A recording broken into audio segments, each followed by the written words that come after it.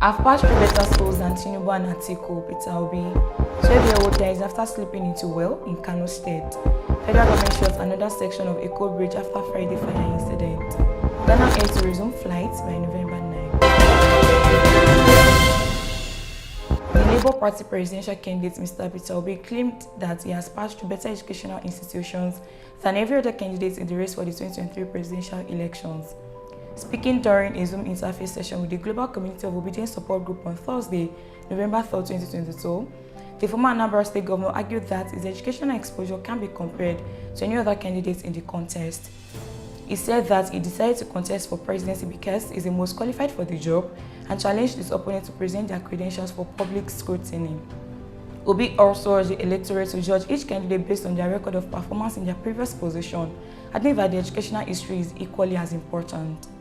He claimed that his educational journey has taken him to schools far better than anyone attended by all his opponents, while insisting that what matters the most is not the earned degree, but the exposure the school gives you. A 12-year-old pupil of Quranic school died on Friday in Rumawa Gabas in Ugongo local government area in Kano State on Friday after slipping into a well. Spokesman of the Kano State Fire Service Alhaji Saminu Abdullahi stated in Kano that the pupil was brought out of the well unconscious and was later confirmed dead by a medical doctor. His cause was handed over to the village head of Rumawa Gabas, Malam Zahara Dinsulay Ibrahim, he stated. Abdullahi added that the pupil slipped into the well while exchanging passes with his peers, oblivious of the fact that he was standing at a dangerous spot. The acting Federal Controller of Works in Lagos State, Mrs. Foroshola Oloyede, has announced emergency closure of another section of Eko Bridge affected by fire in the earlier hours on Friday.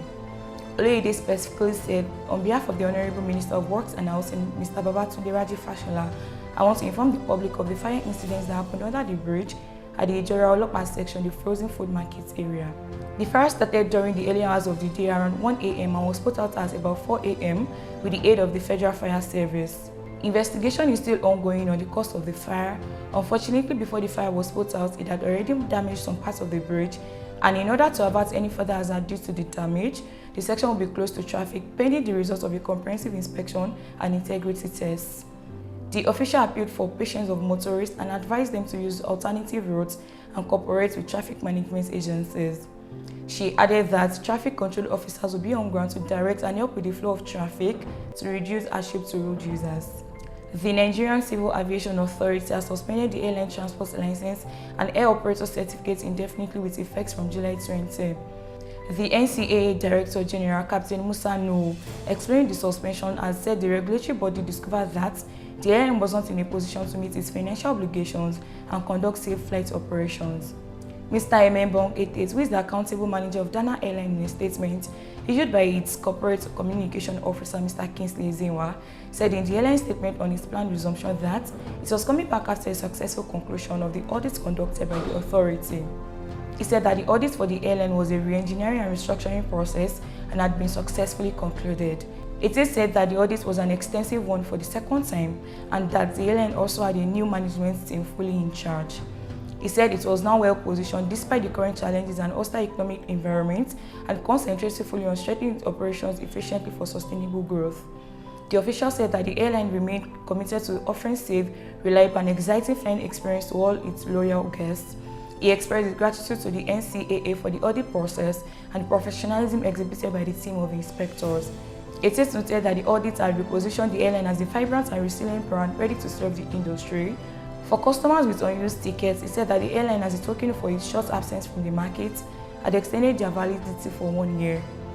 A transfer option is available to customers and we shall be offering competitive fares as always and gifting free tickets on board our flights for the next 30 days from November 9, 2022. There will be a 24/7 customer service team always available to assist customers with any request of their choice on unused tickets and redemption. We wish to sincerely and once again send our unreceived apologies to all our customers, vendors, travel partners, corporate clients for the abrupt suspension of our flights. Here are the headlines again. I've passed through better schools than Tinubu and Atiku, Peter Obi. 12-year-old dies after slipping into well in Kano State.